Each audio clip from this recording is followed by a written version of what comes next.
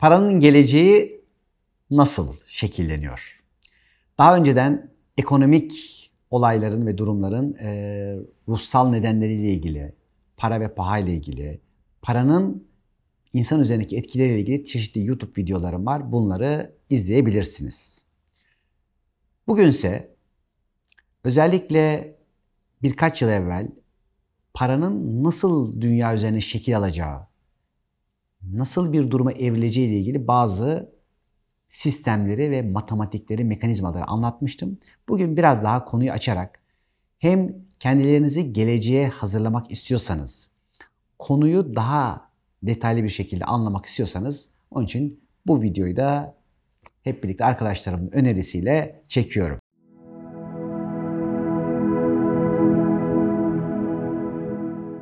Bize bazı kavramlar öğretildi. Dediler ki para işte insanın elinin kiridir. İşte çok para haramsız olmaz. İşte para hani çok temiz ellerde olmaz gibi bazı kavramlar duyduk. Parayı bazen küçümsedik ve bazen de parayı öteye koymaya çalıştık ya da bir kısmımız da paranın peşinde koşmaktan maneviyatı, ruhu, asıl hedefleri görmezden gelmiş de olabilir. Para bu dünyadaki bir enerji birimidir. Maddenin enerji birimidir. Onun için değersiz ya da önemsiz değil, fakat tapılacak, peşinde koşulacak olan şey de değildir. Günümüzde işte kağıt paralar, kredi kartıyla para sistemleri ve işte yavaş yavaş da hani bu kripto paralar ve çeşitli sistemler yavaş yavaş başlıyor. Değil mi? 2017 6 Ağustos'unda yaptığım çalışmada tüm para sistemlerinin ve para değerlerinin zaman içerisinde tamamen değişeceğini ve bu sistemlerin hani hiç hayal bile edemeyeceğiniz şekilde bir gün kalkacaksınız ve neredeyse bazı kağıt paraların gazete kağıdı şekline geleceği ile ilgili bazı mekanizmalar anlatmıştım. Şimdi bugün onu biraz daha açalım ve bugün 7 Kasım 2020 olarak şimdi geleceğe de not düşelim. Şimdi tabii ki arkadaşlar her birimizin çok sıkı sıkıya tuttuğu madde hani böyle bir kazan düşünün ve bu kazan alttan yavaş yavaş ısıtılıyor ve dünya hani o kadar sıcak bir hale geliyor ki hani birini bırakıp bazen birini tutup bir kulbu bırakıp bir kulbu tutup ama bir şekilde de dünyaya yapışmaya çalışanların bu dünyaya bağımlılıkları ya da tapınmaları dönüşüm evresine geçiriliyor. Maddenin, dünyanın bir araç olduğu anlaşılabilsin diye de maddenin enerji birimi olan paranın tamamen devalüe olarak çeşitli değer sistemleri değiştirilerek içerideki varlığımızdaki madde ile dışarıdaki maddenin değer farklılaşmasından dolayı da dünyamızda bir sürü olaylar başlamıştır ve çok daha ilerleyerek, çok daha gelişerek bunlar devam edecektir. Çok eskilerden hatırlayanlar, hani tarih kitaplarını okuyanlar, hatırlayanlar diyorum, hani bir sürü hayatlarından hatırlayanlar, takas sistemleri vardı. Yani diyelim ki adamın bir buğdayı var, köylünün bir buğdayı var. Bunu satacak. Neyle satacak? Ya birinin tavuğuyla, birinin hayvanıyla, birinin işte değerli bir şeyle ya da bir madenle değiştirecek. İşte oradaki maden bazen gümüş, bazen altın ya da işte değerli herhangi bir taş olabilirdi. Ya da diğerinin bir üretim aracı olabilirdi. Öyleyse üretim önemliydi. İşte şimdi gelinen durumda da üretim önemli hale gelecek. Yani sen ne üretiyorsun? O ürettiğin önemli. Ve bugüne kadar diyelim ki belki bir kısmınız işte kira gelirleri vardı, başka yerden gelirleriniz vardı. Hani daha yatarak, daha dinlenerek para kazanma dönemi artık bitiyor. Üretinin para kazanacağı, yani aslında maddenin enerjisini üreterek kazanacağımız bir dönem başlıyor. Oysa ki çok yakın bir zamana kadar bir kişinin işte diyelim ki hiç çalışmadan sadece belli gelirleri elde eden insanlar da vardı. Ya da işte herhangi bir memurluğun veya sadece bir işçiliğin içinde de bir rutin halinde ezbere bir işi yaparak da çalışarak para kazanmalar vardı. Oysa ki bir robotun, mekanik bir sistemin artık yapacağı işler insana para kazandırmayacak. Öyleyse rutinde olanlar, bir şey üretmeyenler bu dönemde üretmek zorunda kalacaklar. Bakın, burası çok önemli. Öyleyse fikir, tasarım, yaratım, her türlü diyelim ki üretimin müthiş bir şekilde gelişeceği, ilerleyeceği ve ilerleteceği bir dönemin başındayız. Ve tabii ki özellikle teknolojik sistemler,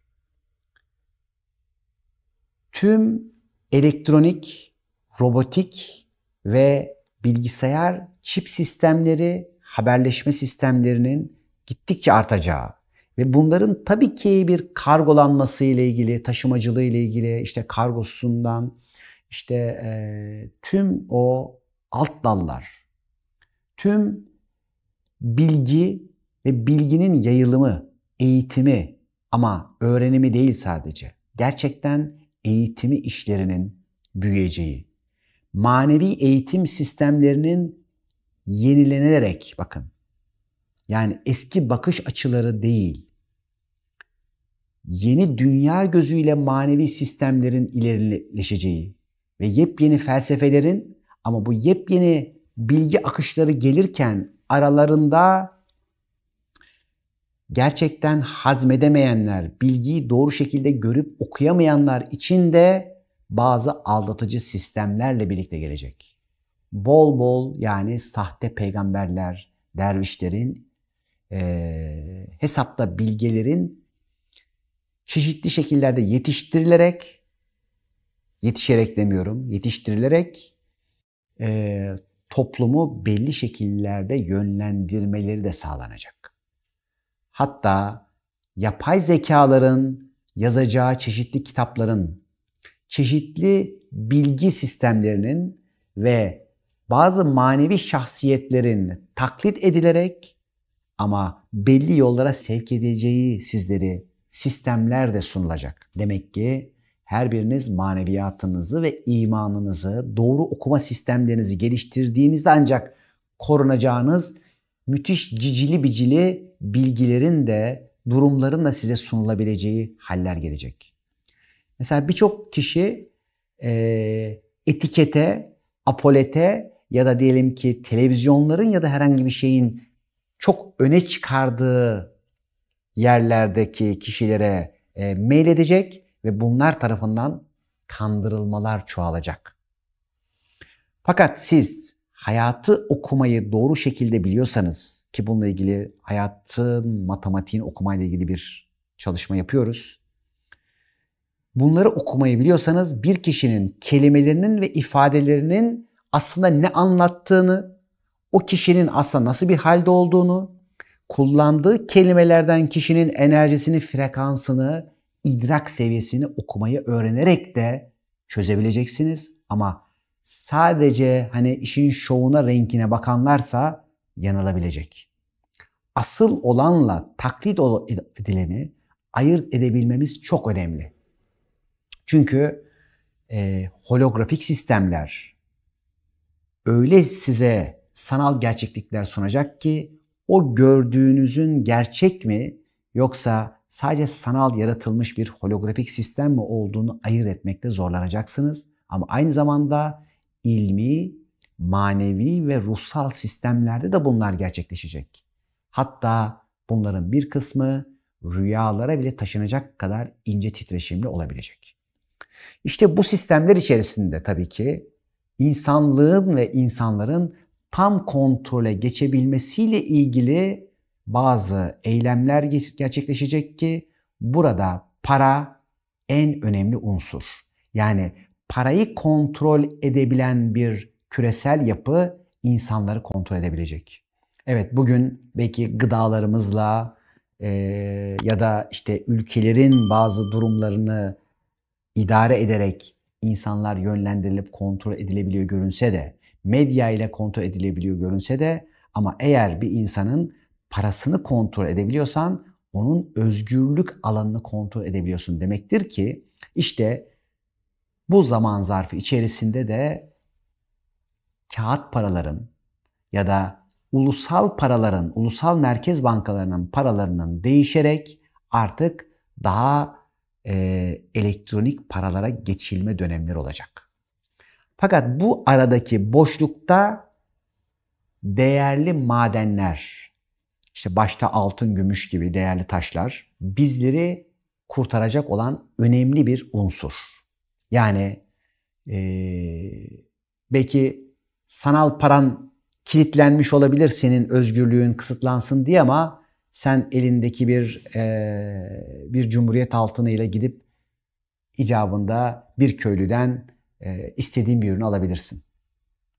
Ya da işte istediğin herhangi bir şeyi satın alabilmek için birkaç tane gümüş boncuk verebilirsin.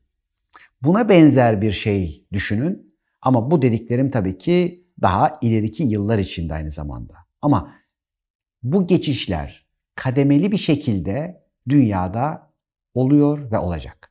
Dünyada olurken tabii ki ülkemize dünyanın bir parçası olarak bazı şeyler Türkiye'de de olması muhtemel. Bunların hiçbir tanesine tabii bir korku ve endişe olarak değil, sadece bir manevra yeteneğiyle yöneterek bakın. Arabanın içine gidiyoruz. Evet, bir taş çıkmış olabilir. Taş çıktı diye korkmaya gerek var mı? Sadece direksiyonu çevirip önüne geçeceksiniz. Onun için dünyada da para sistemleri değişirken, yani işte bugün rezerv paralar hangileri, çok güçlü gibi görünen paralar hangileri ya da bunlara bağlı bütün o para sistemlerinin de zaman içerisinde değişeceğini ve onların önemli gibi görünenlerin belli bir zaman sonra önemsizleştireceğini hatırlayın. Ama tabii ki bir şey eğer altı çekilecekse önce şişirilip kabartılıp yükseltilir. Ondan sonra altındaki çekilir. İşte o zamanları tabii ki uyanık bir şekilde takip etmeniz önemli. Burada şu en önemli nokta. Dışarıda bir şey oluyorsa sizin içinizde olan ve içinizdeki bir talepten dolayı oluyor. Birçoğunuz bu kapitalizm sisteminin çökmesini, yıkılmasını istemediniz mi? Bu dünyayı adaletsiz ya da işte gelir dengelerinin doğru bir şekilde olmadığını düşünerek değişsin bu sistem demediniz mi? Her birinizin aslında bu değişecek olan, değişim halinde olan para sisteminin altında bir imzanız var. Yani zaten sizin için hayırlı olacak ama o hayırlı olanın diyelim ki akışı sırasında ayağınızı sağlam yere basabilmeniz de çok önemli.